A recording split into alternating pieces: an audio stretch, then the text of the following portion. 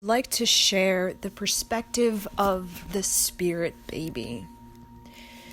Those of you who are intuitive regarding your child have probably felt the presence of your child before he or she was born. You may have, even during pregnancy, been drawn to certain talents or attributes or archetypes. You might even been drawn to reading physics books or taking piano lessons, and you may wonder, why am I taking piano lessons? I have never done piano lessons, or why am I taking ballet lessons, or why am I reading books on Carl Sagan? I've never had an interest in science. I've never had an interest in astronomy. Or why am I reading books on mathematical equations when I know nothing about mathematical equations? It's because of your spirit baby. You have an intuitive awareness of your spirit baby. So when we're pregnant, our child begins to download I like to call it the oversoul, into the mother's physical body through the nervous system. Okay, so the spirit baby connects to the nervous system of the mother. Okay, so on the baby's arrival, okay, into the fetus, we can say on the 120th day, they enter into the mother's nervous system. They use the mother's channel. Okay, the nervous system is a channel, and they use that channel to get in contact with the umbilical cord and with the fetus. So the spirit baby has a direct connection to we can say the navel point of the mother. Okay, and that navel point, you see that belly button, is also the umbilical cord that connects us to her mother and grandmother, great-grandmother, and so on and so forth. So through that navel point, we have a lineage of learned lessons of mastery and of karma. Okay, so that through that belly button, that navel, we carry our ancestors' karma and dharma and their pathway of that. Okay, their expression, their sexuality of that. Okay, sexuality, think of as movement, their pioneership, their ability to move and shake karma and dharma into reinvention. Now, a spirit baby comes in, see it's coming through the Edgar Cayce said the soft spot in the head, okay, kind of like in the top of the head, that soft spot, enters into that nervous system, comes into that fetus through like that umbilical cord, and is very much, that umbilical cord is known as the nutrients. Very much think of it like roots to a baby, okay? Its belly is the navel, and it's kind of like a funnel. We think of a funnel, we think of it as like energy being poured down into this little tube that goes all the way into, you could say, the baby. So that navel is nutrients. And also in esoteric teachings, that's the heat. So when we do breath of fire, or when we do any sort of yogas that are really stimulating that navel point, we are stimulating that furnace of our lives. And that furnace is important because it's how we burn through disease. Think of it like the gut as well.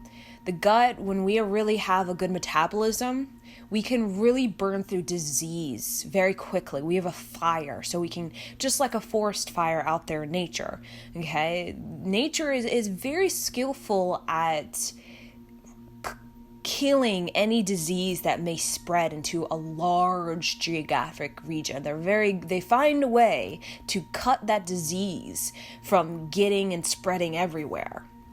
Okay, now sometimes a whole entire forest can die because like a single this disease that just gets everywhere. It's like infested. Okay, but overall, nature finds a way. It's very much like the navel, that umbilical cord, the belly button, that connected to the fetus. Okay, we don't really think about my navel and the umbilical cord that's connected to the navel of the baby, and I'm actually creating the baby's navel. I'm creating the baby's, we could say it's nadis channel, and how strong those nadi channels are, because that furnace is like the heat that pushes through those nadi channels. You could say up like the Ida and the Pingala and that Sushmana channel. Okay, we have 3 channels. kind of like the three nervous systems connect at the armpit, kind of where we can, when we raise our armpits and fan it out, we're kind of like, the smell is we're fanning out any toxins that we have accumulated within like the nervous systems. So armpits kind of smell because we're kind of like, we need to fan out. We need to fan out. We need to vent out any pollution that we may have lingering in our nervous systems. Okay. So with the navel point for the spirit baby, okay, they come through the soft spot of the head into the nervous system, then umbilical cord, linking up to that furnace. So the baby usually starts the furnace, which is the navel, get that heat going, okay, which is nutrients. When you eat food, what happens? You feel warm. It's like you eat meat and you're like, oh, I feel really warm, or anything really. You feel warm because your metabolism is basically like lit, like a fireplace. That's your metabolism. It comes lit like a fireplace. So there's this fire and you feel energized. That's why when we eat, we feel energized. When we're receiving nutrients, a fire that is a real, not an artificial fire. Okay? It's very much the spirit baby starts lits that kind of fireplace, okay? And then it begins to connect with that heart, okay? So the heart rhythm is already going, and the heart rhythm is very much in sync with the mother, okay? So before they even come into the fetus, okay, because usually the spirit baby is orbiting around the mother's aura, okay? It could even be the father's aura. They're usually just connected and with the auric field of the mother, okay? Kind of like orbiting around. And the mother creates the heartbeat through her own rhythm. So her own heartbeat basically calibrates the heartbeat of the child. So the reason the spirit baby doesn't come into the fetus before the 120th day, okay, because people wonder why 120th day, like that, kind of seems like a long time for the baby to be absent out of the body of their, the fetus. It's because it's usually the body is too weak. It's like, think of it like a caterpillar in a cocoon. Caterpillar in a cocoon is just a bunch of goo, and it's quite painful. It's like a painful transformation. So a spirit baby doesn't want to experience that pain unless it chooses to, okay? But usually that gooey period when that fetus is very young, okay, like, first trimester especially, it's one of the most deconstructive and constructive periods for that fetus. So like a caterpillar in a cocoon, it's very transformative. So particularly for women, even the first all the way to second trimester, there's a heat. There's like this powerful heat, and it's like, whoa, a lot of heat. It's like the fire is lit. Think of it like a fireplace, and the flames are like they're really high. Think of it like that, because that heat is from there's so much deconstructive and constructive energy going on in that fetus the first and second trimester. Now, when we get into the third trimester and we begin to get into the 120th day, that's when things get to become more get into a rhythm that gets us a consistency, a stability. So that's why they say the first trimester is always the shakiest one. Meaning it's a period where people can lose babies, okay? Because like I said, that's when that fetus is like goo. It's so shaky. It's so shaky. Like that caterpillar in the cocoon. Everything is shaky. Everything is like destroyed, but then also creating at the same time. And it's just this whirlwind of destructive and creative energy, okay? And sometimes it doesn't organize properly and it kind of rejects because it doesn't settle into an appropriate placement.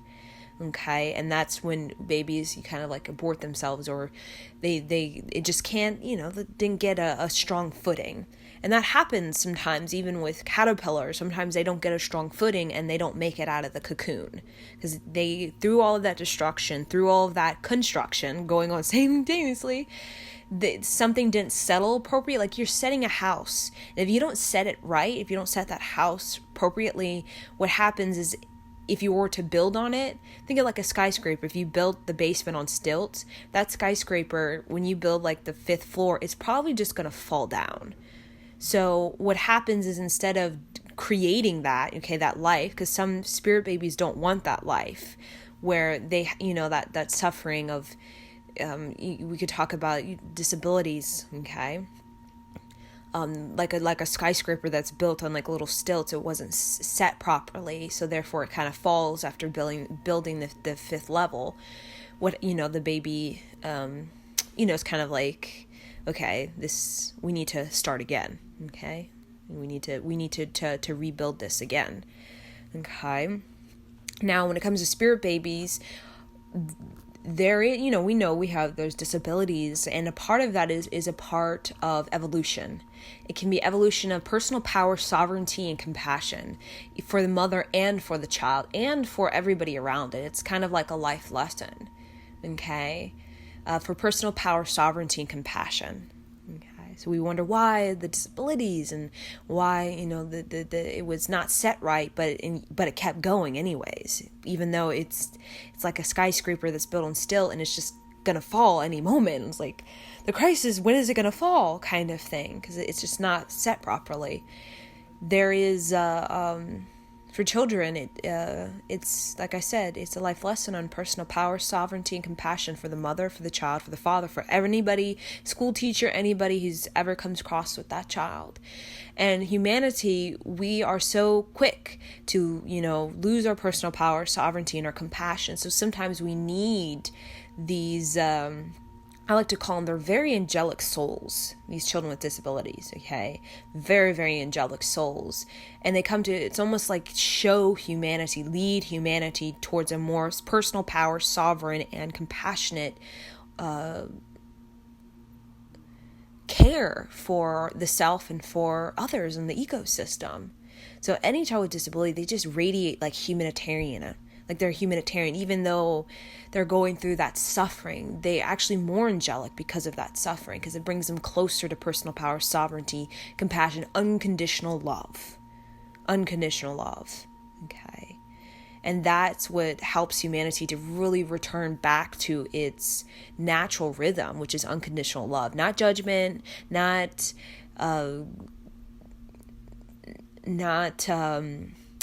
hate or belittlement, discouragement. No, unconditional love. So now when we talk about the spirit baby, okay, so this is a lot of information, but the spirit babies want to communicate with particularly mothers out there. So the mother creates the heartbeat for the child. So the heartbeat's like the first thing that's created. Okay, it's like very early on we get that little heartbeat. Okay, and it comes from the mother's heartbeat. The mother sets the caliber for the heartbeat. So if the mother's neurotic, that heartbeat will be kind of arrhythmic.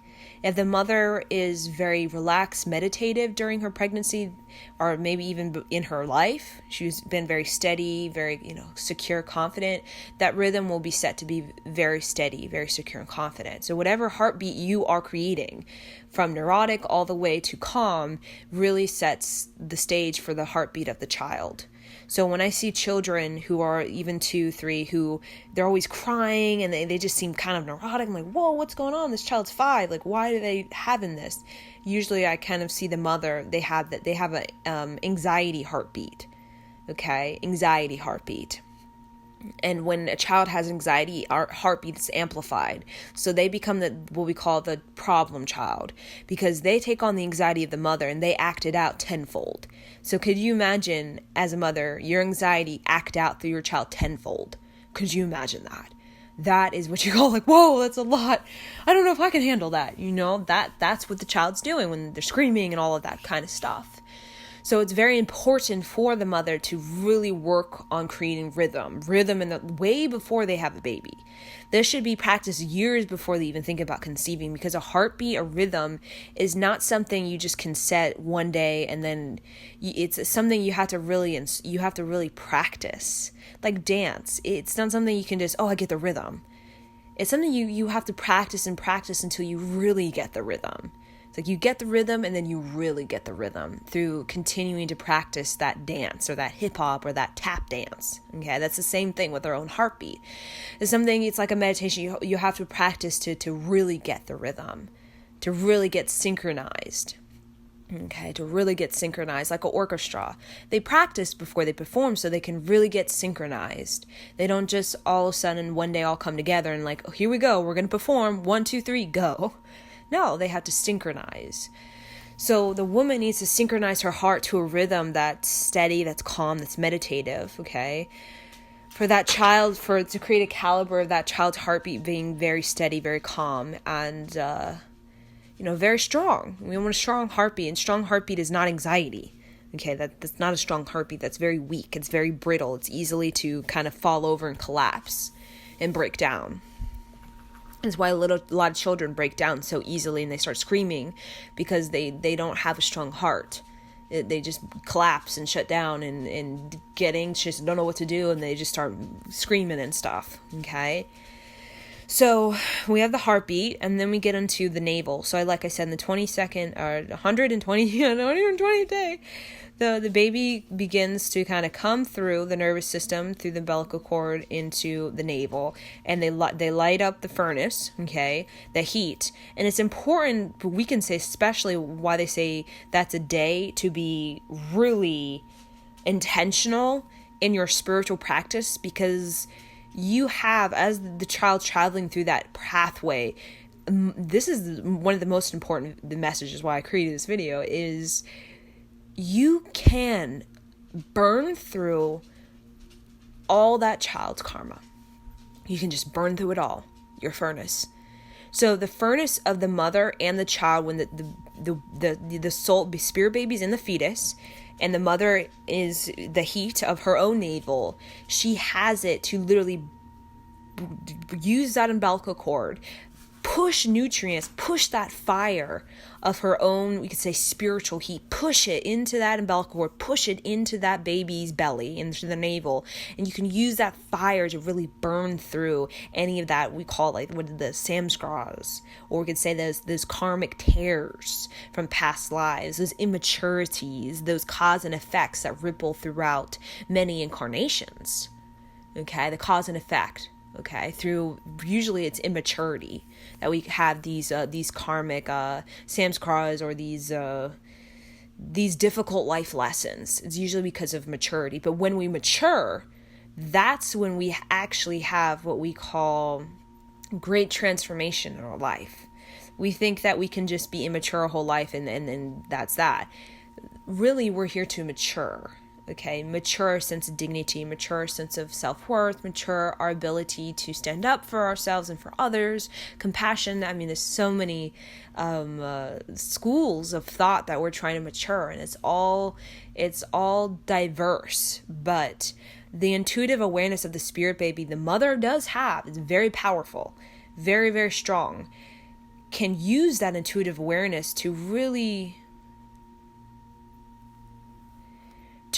create the frameworks for the child's basement. So if we are intuitively, through our subtle energy as a mother, we're drawn to, let's say, physics books, and we never took physics in our life, or we're drawn to reading Shakespeare, or we're drawn to taking a piano class, or we're drawn to traveling to Italy while we're pregnant, or even before pregnancy, or we're drawn to buying a house by this lake that just happens miraculously. Okay, all of that is the spirit baby, the mother and the spirit baby having communication. The spirit baby is telling the mother, literally, they're being direct, what they want. Now, when I see a lot of, people with childhood issues, okay, it's usually because the baby or the child, okay, because children don't know how to articulate themselves, so they do it through the subtle body, which is, if you can't sense that subtle energy, you're going to totally miss out on what your child's trying to say, and you think they're just screaming. But no, they're not screaming. They're just screaming because their subtle body, they don't understand why you can't understand them. You can't understand their subtle body, so they think they need to scream to get your attention because the subtle body isn't working. Okay, so the children from like 0 to 5 especially, they speak through their subtle body. So if the more intuitive a mother is, usually the child doesn't speak. We'll find that children don't need to speak. They may like little noises and sing because they like to, they love to be expressive and sing and all that kind of stuff. But they don't necessarily need to scream or cry. They just know, they trust you. They know that you are listening to their subtle bodies. Like, you know when they need breast milk, you know when they're going to poop, you know when they need to sleep, and they don't need to cry or scream to get that from you, to get that response. It's almost like you are synchronized with them, as though that child is yourself. And you know, like, oh, poop is happening now, or breast milk is happening now. Oh, sleep. Or the child needs to go outside. Oh, the child wants to go to the beach. Oh, the child wants to see flowers. And they're like 0 years old. Or, they're 3 years old and they don't speak, but you can just sense it. That's the subtle body a mother picks up on. And even mothers, when their kid is like 30 and you don't even live in the same area, you can sense like, oh, my child is not doing well. Let me go call them. I know many people mothers who call their children and they find out that their child just went through a breakup or a divorce, or, they got in an accident, or they lost their house, or they lost their job. They can sense the subtle body of that child through the umbilical cord that's always linked to mother and child, always linked. Mother is always sending nutrients to the child, regardless of how old the child is. Okay, always sending nutrients. And that's how the mother can sense through the subtle body, even if they don't even really talk to their kid anymore, what's going on in their life. In the vice versa, the child can even sense the subtle body of the mother and like what they're experiencing, a divorce or illness or that kind of thing. Okay. So the subtle body is how we as a mother are able to really receive the message of the child. So the child wants us a setup. Any child, we all want a setup. And the very fact that we're very pissy and angry as an adult is because our parents didn't give us a good setup and we're mad. Because we need a good setup. We need a solid structure. We can't build a house on top of hay, or just these twigs just thrown together. That's why we're angry, because we're trying to build a house on a childhood that was so fragile, so brittle, and so just not strong whatsoever.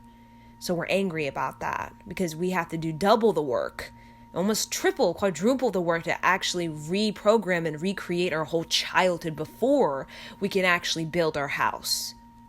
Okay, and that's why most of us are working mainly on reprogramming the childhood before we can actually get to building our house in adulthood. Okay, we can't build a house on top of we call frameworks of hay, or just piece of sticks sticking in the ground. Okay, so children want to set up, and spirit babies, they pick parents. Spirit babies do pick parents. We think parents pick babies and stuff like that. I pick my baby, but it's more spirit babies pick babies. Even adopted babies, they pick their parent. It's just it's so synchronistic that we don't even recognize that child did pick us. And the reason spirit-based pickups is because of their evolution. So if a woman is on, we could say, a higher evolutionary path, meaning it's not some spiritual enlightenment, she's mature. Okay, that's what it is. She's responsible, she's mature. That's two just basic practical things. She's responsible and she's mature about her emotions, mature about her life, mature about her choices, okay, and mature about her intuition and her fulfillment. She's mature about it. She's listening. She's tapped in. Usually those children are wanting to work on like a leadership, okay? They want to be leaders of any sort of capacity, to like a first grade teacher, to like an engineer working at like Jiffy Lube or something like that, So when the mother is intuitive to the spirit baby's subtle body, the woman can following that subtle body, that intuitive awareness, can create a setup.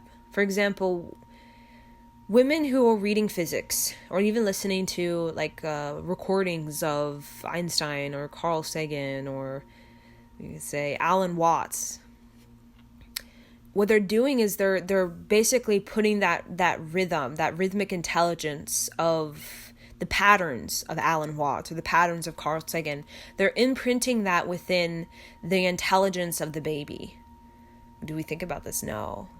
Okay, so if we're listening to just like neurotic TV all day or just neurotic video games while we're pregnant, basically what we're doing is we're installing that rhythmic intelligence. So if it's like some shoot 'em up video games that we do all day pregnant, most likely that's going to be the rhythmic intelligence of that spirit baby, or the baby, growing from 0 to 5 and on to their whole life. Okay, so that's why the pregnancy is one of the most important times for anybody, for me, for you, anybody on this planet.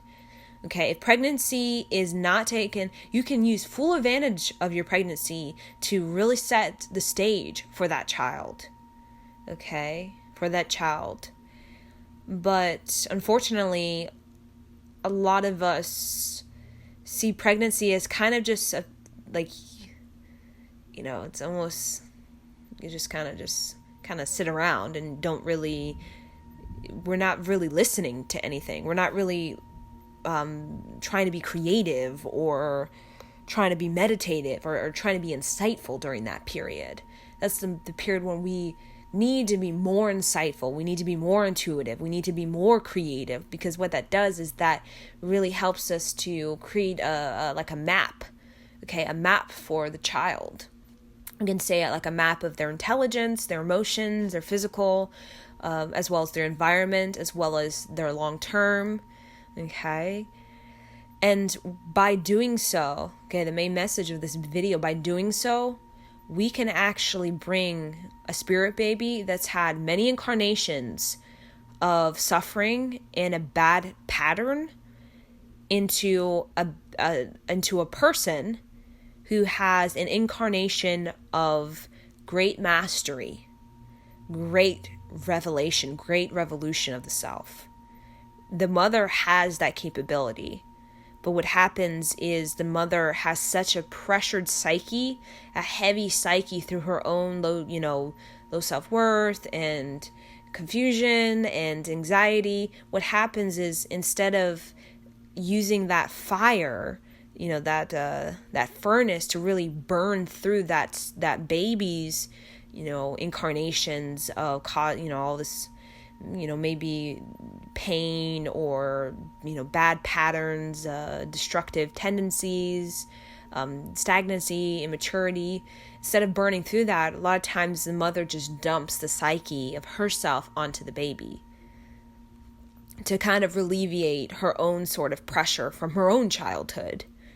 Okay, so what that does is it basically writes the code of the child.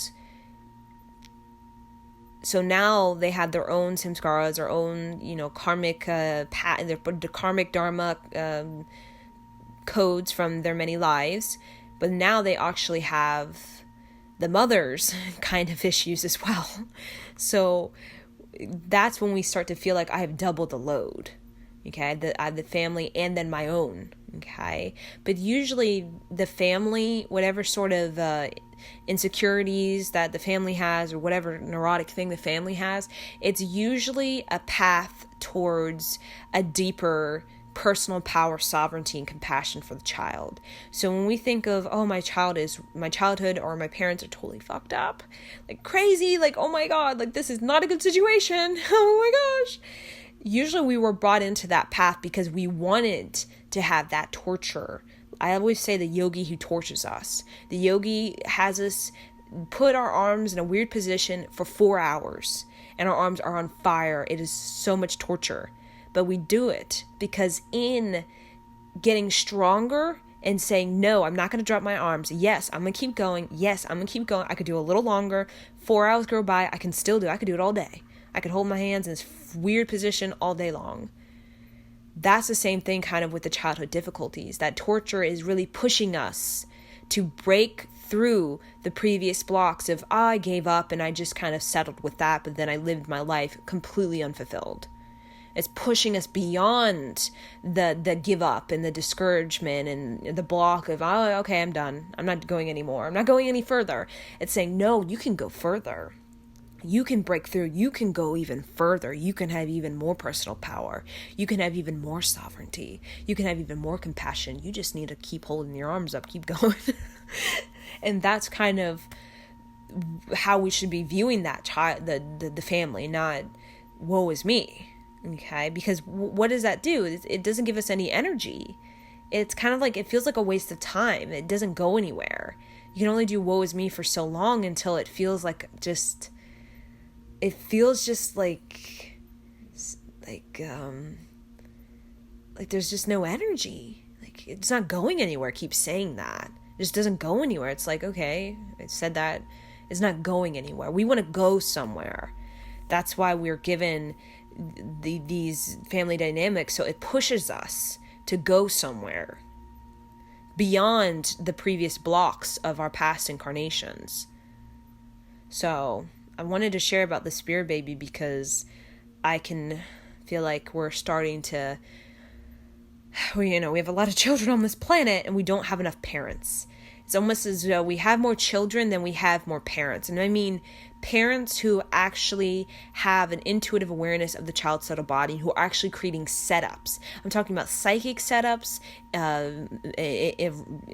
rhythmic intelligence, emotional setups for the child. Okay, we have more children born than we actually have parents who are really creating listening to the spirit of the child and creating that, what the spirit is saying. I need you to do this for me because this is what I want to do in this life, but I need you to do that for me because I can't do that. You need to do that. Very few parents actually who are listening. So we have all these children, so many children. That's why adults are even children. Okay, like little boys and little girls at like 35, because we don't have enough parents. We don't have enough parents on this planet, like I've mentioned. Okay, so this is kind of a message for those of you who are a parent or want to be a parent or even just a teacher to children. This is a kind of a message on how we can better understand the process of a child or a spirit of a child and what they really want from us to help them. Okay, and we think of the child needs to help me feel better about myself and make me fix my relationship with my husband. No, it's what does the child need? What do I need to give this child? What do I need to do? Spirit baby, tell me, what do I need to do to help you get where you want to go? Okay, what can I do for you? And once we set it up, if we set it up pretty good, even as pregnant or even 40 days after, we don't need to really do much anything else. We just need to be like, okay, there you go. Like, you're off to the races, and just like kind of cheer them on and just kind of clap and, just like, okay, here you go. If you need some support, I'm here. But usually they're off to the races if they're given the right setup. But if they're given, a house of hay, it usually, it's more of a willpower. It becomes a game. It becomes a willpower for a spirit baby. And like I said, we're all learning willpower, and some more than others. Because willpower is how we break through the blocks of the previous incarnations. The blocks that said, oh, I give up here. I'll stop here. I stop here at running a mile in 7 minutes. Well, evolution says you can run a mile at 5 minutes. And then evolution says you can run a mile at 3 minutes. You know what I'm saying? And that is personal power. And that's sovereignty. That's compassion. Okay, and every lifetime we're trying to like just a little bit more. Maybe I can, just do a little bit more until we get to a place where we feel very, very self-trusting and confident in our ability to create miracles on this planet.